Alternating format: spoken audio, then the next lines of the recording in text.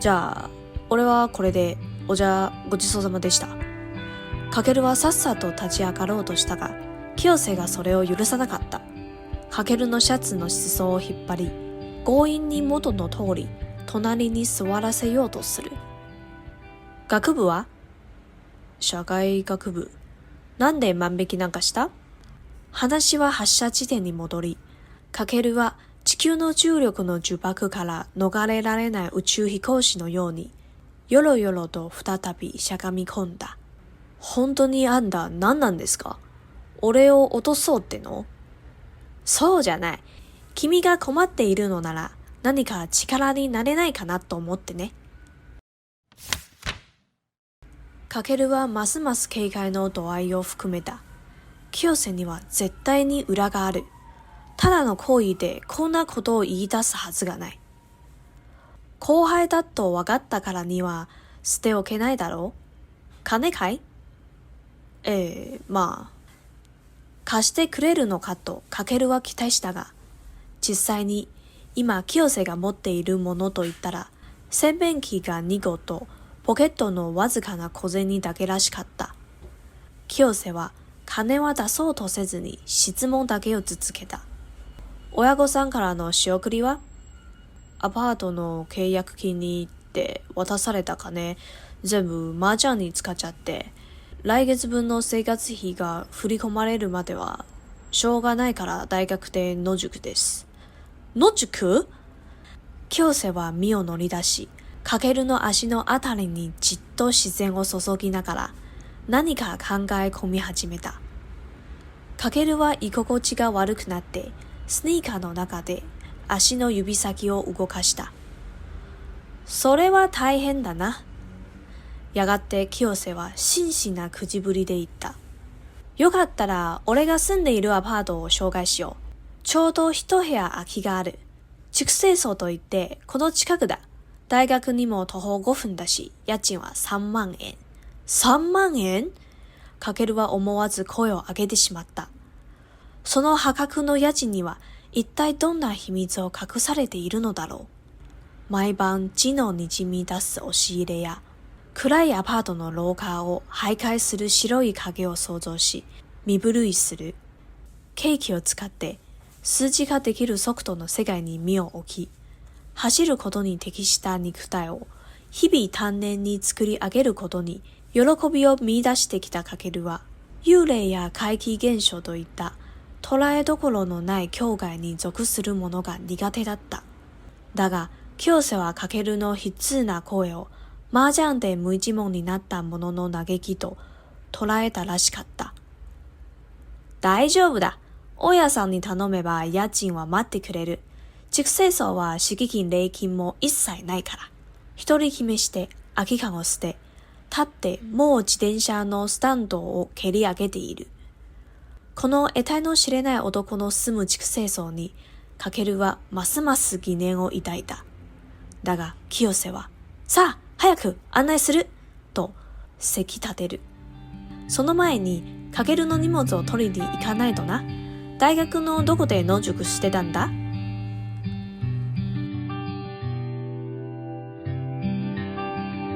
じゃあ俺はこれでおじゃごちそうさまでした。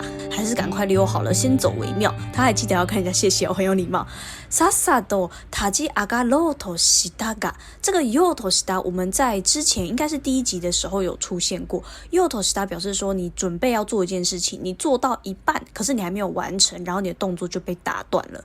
所以かける呢，他准备要站起来，立ち上がろうとした，他准备要站起来，但是还没有真的站直，也许他才刚变成有点半蹲的动作，或者说他才刚起身，可能10公分之类的时候呢，清瀬がそれを許さなかった。清瀬呢就不让他站起来，他拉了拉かける的裾，衣服的下摆，然后呢叫他就是一样，跟刚刚一样要继续的坐在自己旁边。接下来呢，他又问かける说，なんで万引きなんかした？话题呢又回到了你为什么要偷东西呢？没有要让他逃避话题的意思哦。那かける觉得自己就像是被地球的重力所束缚住的一个太空人一样，没有办法就是离开这个地方，被黏住了。再びしゃがみ込んだ，然后呢他就只好又再一次的蹲下，但他心里面觉得很不爽哦。他说本当にあんた何なんですか？俺を落とそうっての？你到底想要干嘛？管很宽呢，你是想要威胁我还是怎样吗？然后青睐说，そうじゃない。君が困っているのなら何か力になれないかなと思ってね。他跟他解释说，不是这样子的，我是想说，如果你有什么困难的话，我说不定可以帮得上忙啊。但他这样一说，卡ケル的警戒心就又更强了。清瀬には絶対に裏がある。这个人一定有在盘算什么东西，绝对没有那么单纯的。ただの行為でこんなことを言い出すはずがない。はずがない、はずがある。照逻辑上来讲，依逻辑来说，应该可能怎么样，或应该不可能怎么样。那这边的话呢，它是はずがない，它是否定。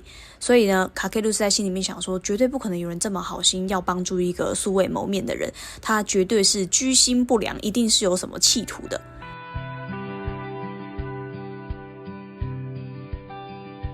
不过 Kiyose 也非常的会讲话，他说既然我已经知道你是我的学弟了，我就不可能丢着你不管啊。那卡ケル还在心里面默默的期待说，貸してくれるのか？你是要借我钱吗？不过他观察了一下 Kiyose， 发现说，这个人现在身上只有洗面器跟2個，两个洗脸盆。ポケットのわずかな小銭だけらしかった。还有呢，他的口袋里面可能有少少的零钱。小銭，他汉字写成小钱，意思是零钱的意思，少量的金额。清瀬は金は出そうとせずに質問だけを続けた。清瀬呢，果然完全没有意愿要借自己钱，然后只是又继续的问问题。再来呢，我们知道卡ケル他为什么要偷东西的，原来是因为他把他爸妈要给他，就是拿去在这边租房子的那个生活费，全部呢都拿去花在麻将上面了，真是个死孩子。所以呢，到他收到下个月的生活费之前呢，他其实都在大学で野宿，他都在学校里面呢。野宿这个字它本来是露营的意思哦，那这边的话我们可以把它理解成就是住在学校里面啊，在学校打地铺睡这样子。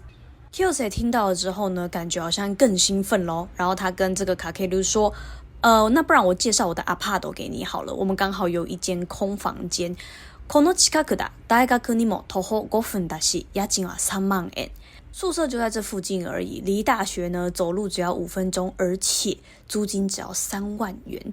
3万円？卡ケルは思わず声を上げてしまった。卡ケル呢就下意识的、无意识的就喊出声音来，因为这个价格实在是破天荒啊，太夸张了，只要3万块诶。于是卡ケル就开始幻想这个アパート是不是有什么问题，例如说每天晚上那个衣橱都会渗血出来啊，或者是呢在暗暗的走廊啊会有白影在那边飘，他自己在那边幻想，然后还打了个冷战。那后面呢2句话就提到说，幽霊や怪奇現象といった捉えどころのない境界に属するものが苦手だった。原来卡ケル呢，他对于幽灵啊，然后灵异现象啊这种存在于捉えどころのない境界，这个地方捉える是捉摸的意思哦。捉摸不到的这样的一个算是人鬼吗？阴阳的这种界限啊，存在于这样的一个地方的生物，这样的一个地方的もの苦手だった，他呢其实是还蛮害怕的。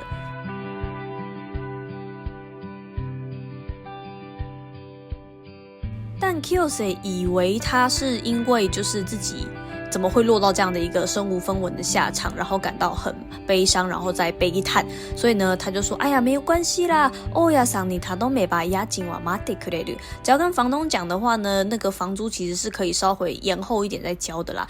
而且我们的宿舍呢，敷金、礼金も一切ない。我们这边呢不用押金，而且也不用礼金哦。敷金指的是押金，那台湾租房子也要押金，所以这部分大家应该没有问题。礼金的话呢是礼金，礼金呢其实是包给房东的一个红包。我第一次在日本租房子的时候，我非常的疑惑，就是为什么要付礼金这个东西？那个时候我是去日本打工度假，然后也是要自己找房子嘛。那一般来讲的话，敷金可能是1个月，押金会是1个月，或者有的地方会2个月，然后礼金的话可能也是1个月或2个月。但是我很不能够理解说礼金这个东西为什么我们需要包红包给房东。后来我有去查才知道说，原来是因为早期在日本呢，租房子并不是一件那么容易的事情，所以呢房客他为了要感谢房东把房子租给他，他就会包个红包给他。那慢慢呢就变成了一个不成文规定，所以都会有礼金。然后敷金押金的话呢，一般来讲像台湾这边敷金其实他是会退回去给你嘛。可是在日本的话呢，他们其实会有一个所谓的清洁费，你搬走了之后，房东他会需要找人家来打扫。那打扫的时候呢，通常他会在你要退租那个时候跟你收一笔清洁费。有的房东呢，他就是会拿你的 Shikikin 直接去当成清洁费。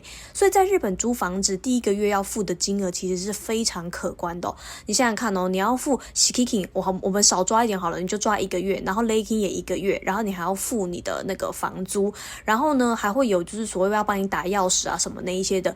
所以你在第一个月要缴出去的金额大概是，而且它都是1个月1个月这样子算的所以说你在第一个月租房子的时候，你可能就要缴大概你的房租的可能4倍到5倍的一个金额。像我那时候是住在 Yokohama 横滨，然后我那个房子比较新一点点，它1个月的租金好像是6万5还是6万7，那我们算6万5，然后就乘以4个月好了，64 24，那还有点尾数嘛，所以加起来的话，其实就你身上至少少说要有30万，而且这30万里面呢，就是几乎全部都是拿去付你的房子而已那你的生活费什么都还没有包含在里面。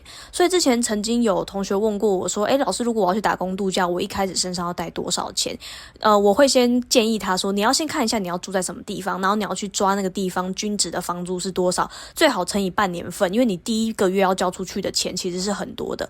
而且日本他们的发薪水跟台湾不一样，台湾都是月初领薪水嘛，通常是5号或10号公司会发薪，在日本的话15号或20号发薪的公司比较多，所以你在月初的时候呢，你第一个月签约的时候你要缴那么多钱，下个月你的薪水还没有下来的时候，你又要再缴房租了。如果你钱没有带够的话，你在那边是会非常非常恐慌的。